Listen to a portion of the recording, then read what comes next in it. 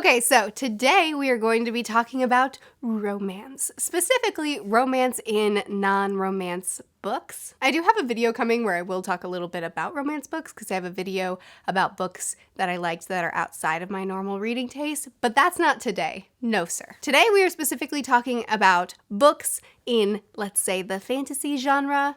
I think there are other genres in this list too, I'm actually not sure, that have somewhat of a romance in them, and we're going to talk about the ones that did it really, really well in case you're looking for a really sweet romance within your books. And we're also going to be talking about the books that did a really bad job at it because it's the internet and you guys eat that stuff up. So I have 5 books that did romance great, and I have 5 books that did it pretty awful. So we're going to start off with a good book, and we're going to just go back and forth, and we're going to start with a book that I have not talked about in a while, and that's An Unkindness of Magicians. So this, when I first read it, was a standalone fantasy, short fantasy book, but it's actually now going to be a series.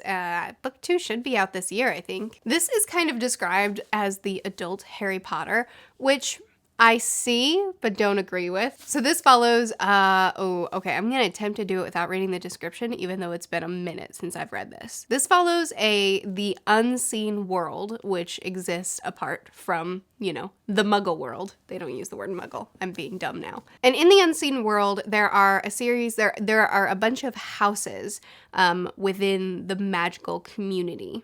And everybody belongs to a house, and every so many years there's a house war that goes on where they pick one representative to represent the house, and everybody dukes it out with their magical abilities to try to be the one that's in charge. And whoever wins is the head house, and that's kind of a big deal because they set the rules of the unseen world. And there's also a lot of darkness involved in this world. The way that they use their powers is pretty horrifying, and I love it. I don't love it. It's horrible, but I love that this book went there because, whoa. It's a really short fantasy book, and I have no idea what Cat Howard is going to do with the sequel because it felt pretty well contained, but I'm interested to see. Anyway, I forgot what this video was about. Okay, romance. So 100% the focus of this book is not romance. In fact, it's a very minor thing that happens on the sidelines. However, I loved the way it turned out. So if you've hung out with me for very long, you probably know that I don't have a heart and don't really get on board with most romances. I just don't really care if they exist within a book or not. And if they do, I much prefer for them not to be much of a focus. And usually I don't get invested. But every now and then a romance is written in a way that I'm like, oh, I'm so glad that was here. It was really cute and I was invested in it. And this is a book where that happened, where it was not a focus at all, but the little moments that it had, I loved. Now, first on my list of books that... You're gonna have to retake that. Now, first on my list of books that maybe did a terrible job, and I'm going to be clear that on this list, these are not books that are supposed to have been a whirlwind romance. I'm talking about books that had a little bit of romance in them, and it was really bad. And I'm sorry, my sweet friends, but the romance in this series so far is, oh man, it's bad stuff. Now, I'm going to be really clear. This is not supposed to be some swooning, amazing, heart-throbbing romance. It's supposed to be normal people. Actually, they're not normal at all. It's supposed to be really messed up people trying to figure out their lives, okay? So this is not meant to have a healthy or beautiful romance in it. It's just supposed to be characters that happen to be in love amongst all the other things that they're doing. However, people tend to hate the way it goes because our main character, Locke, is very, very, very in love with a woman who is just really bad at relationshiping. She's very closed off and she's very not trusting, and it leads to a lot of frustrating scenes where it's very one-sided but also very strung along, and it's not supposed to be romantic, but it does frustrate a lot of people, and people oftentimes end up hating Locke's love interest because of all that. And I don't hate her. I actually really like her. But she's really bad at having emotions. Boo. Corey really doesn't like her. Boo. Next is Letters to the Lost, Julia and Declan. Let's make sure I'm right. Juliet and Declan. So this is a contemporary. It's one of those hard-hitting contemporaries. We're talking about grief, we're talking about abuse, we're talking about forgiveness.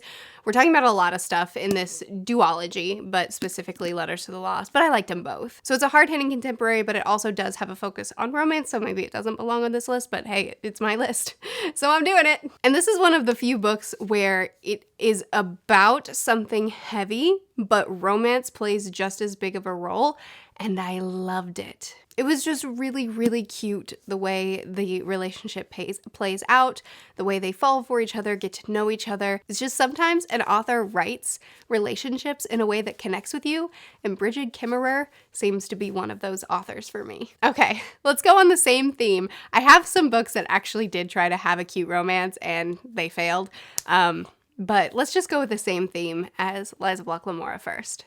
Because let me tell you, even though this isn't supposed to be a healthy, cutesy, beautiful romance, there is a romance in it, and oh my golly, is it bad.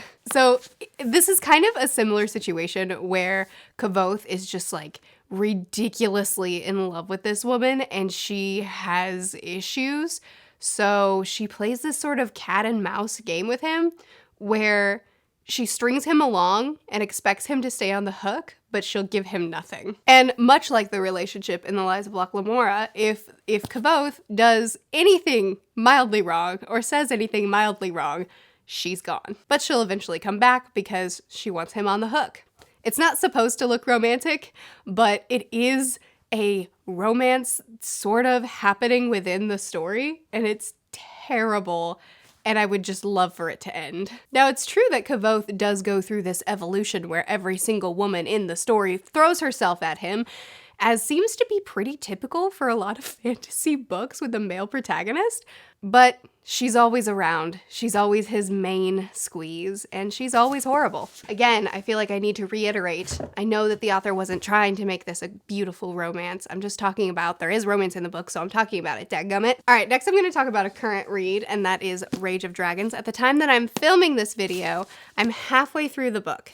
At the time that you're watching it, I may already be done because I have not devoured a fantasy book like this in a long time. I love this book so much, and if it lets me down, I will riot. So I don't know how the romantic relationship in this book is gonna play out. I have no idea if it's gonna stay cute or if it's gonna be one of those things where he finds someone different, because it is an impossible situation, and it's beautiful. This is actually a relationship that starts at the very beginning of the series. They already have somewhat of an attraction to each other before the story even begins, which is not something that a lot of authors do. And it works so well in this book, and it's just, like I said before, I tend to be the type of reader that I don't really care if there's any kind of love romance in my books, and if they're there, I usually don't care about them.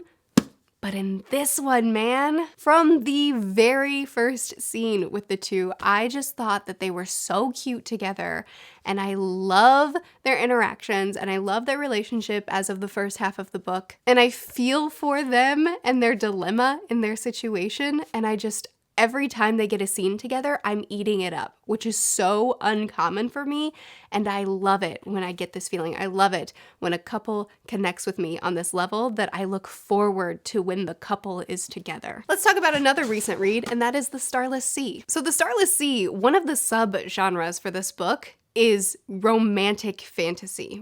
Fantasy romance. And let me tell you how bad the romance is in this book. I really wanted to like it because I really liked the love interest, and if you've heard me talk about this book ever, then you already know that the main character is the most bland of all blands that ever did bland. That phrase is gonna be a bugger to try to close caption. Anyway, so it's not just that I only cared about one half of the couple in this book, but it's also the fact that it was such a big case of insta-love. They meet, they partner up, they're in love in this detrimental, will die for you, must have you sort of way, in such an abrupt way. It was like this love interest was an insignificant character, and then all of a sudden we would die without them. And I really, really liked the love interest, so I wanted to like this coupling, but I didn't because it was the most abrupt nonsense in the world. I didn't get a chance to love them together.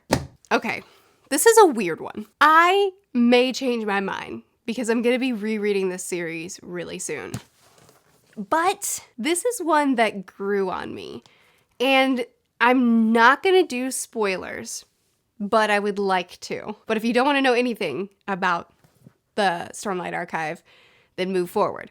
But Dalinar and his love interest, at first, I didn't really have opinions on it. It was kind of a weird setup, and I didn't really know how I felt about the two together. I kind of felt neutral. But in Oathbringer, when we got some backstory, and when Dalinar started having a rough go and started struggling a lot internally and regressing as a person because of everything that he was going through, the way she stepped up was beautiful and made me fall in love with them as a couple. When things got hard, they got stronger instead of things got hard, so we had a miscommunication trope or something like that. But there is a line that she says that is essentially, things are hard for him right now and he's not doing okay. And I wish he was helping me more and everything wasn't on my shoulders. But that's just the way it is right now, and I'm gonna step up and I'm gonna take all the responsibility.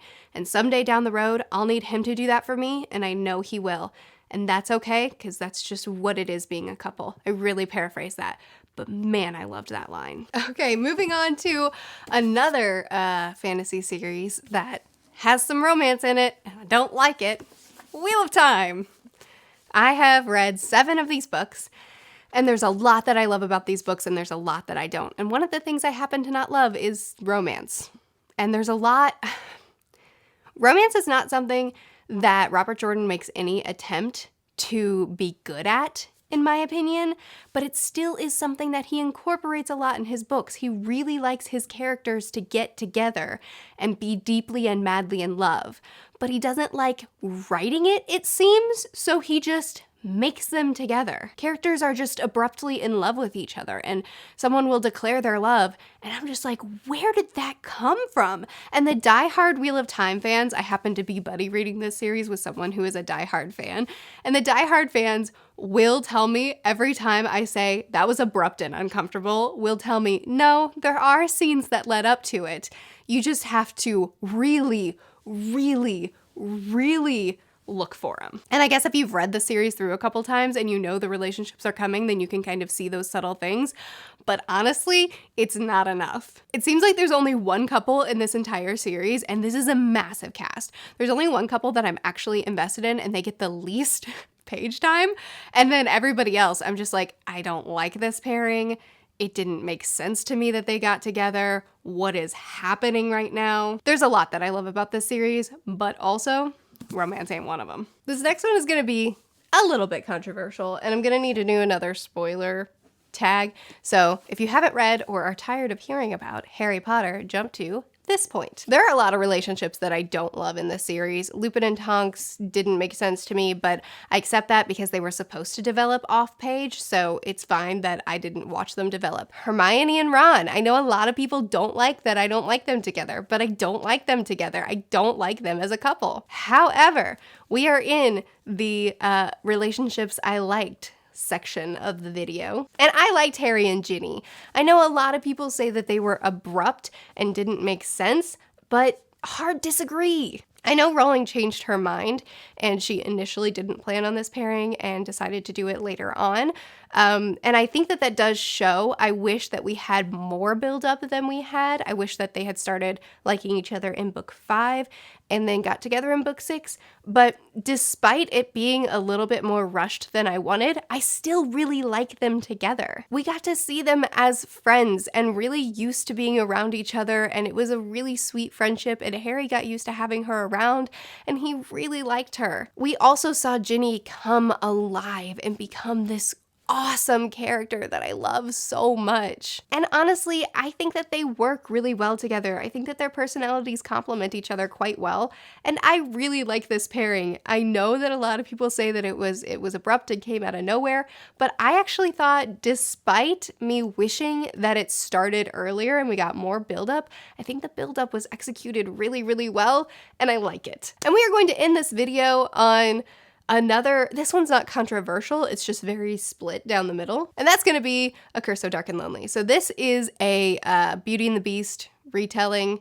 Harper's an average gal, the prince is trapped in this curse, and then his right-hand man, head of his guard, is trying to help him break that curse. It's a wild ride, it was cute, and I really enjoyed it. Oh my golly, I just realized that this is the same author that wrote Letters to the Lost, and this was on the good list, and you know, Curse of Dark and Lonely is going to be on the bad list. This is something that readers seem to be super split on. This was actually one of my Patreon books, and half of us loved who Harper ended up with, and half of us hated it.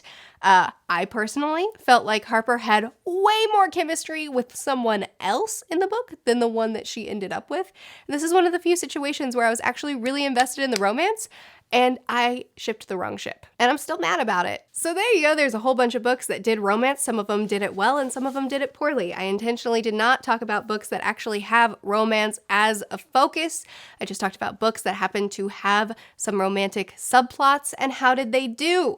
Some of them I liked, some of them I didn't. I know that this comment section might be a little bit chaotic because we're talking about opinions here, but please feel free to chat with me about what you agree on, disagree on, and books that you want to add to the list. Just keep it spoiler free, or at least use the spoiler space tag. I'd love to keep chatting with you about these in the comments. I post videos every Sunday, Tuesday, Thursday, and Saturday. I'll see you guys again soon. Bye.